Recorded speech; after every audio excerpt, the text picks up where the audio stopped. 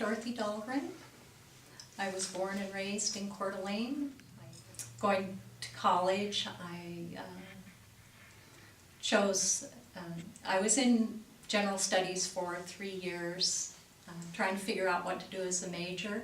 And looking through the museum, I'm looking through the university catalog, and I come across a program called museology. And it really piqued my interest because it had a lot of hands-on things as well as intellectual.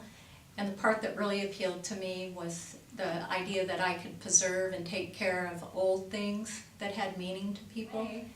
And as I looked into the museology program at the University of Idaho, I saw that I would be taking care of people's history, and I would be holding dear those items that their loved ones had left behind and thought were important, and put into a place where they would be preserved for future generations to learn about what life was like for them, their values, what was important to them. And this community is made up of those people, and it's through what they did that make us who we are today. Don Pishner came in. He's a longtime resident of Coeur d'Alene as well, and he's become intrigued with the USO building that was in City Park. And Don's passion for this building has intrigued me because, it's like this thing has been gone since 1945, and he still cares about it. It's a log building built by the Civilian Conservation Corps.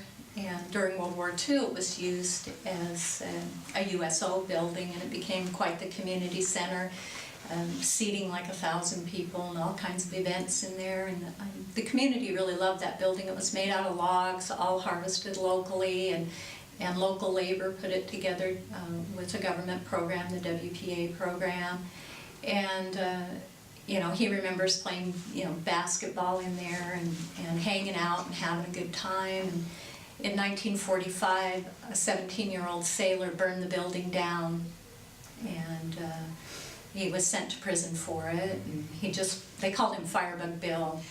And I also feel that holding on to our physical environment is very important to preserving our heritage and the character of our community, to take care of our historic buildings and our historic landscape, to leave some open space to remind us that we have a prairie, we have places that were agriculture and forest, and to preserve those. I think the environment is very important as part of our heritage and our landscape, and a lot of people don't think about that. Living in Coeur d'Alene has been a privilege. It's just a wonderful place here, and I hope for the future that people will continue to appreciate what is unique about it and try to preserve that for future generations. My hope is that my son and my grandchildren will experience at least some of the same Coeur d'Alene that I was privileged to experience as I grew up.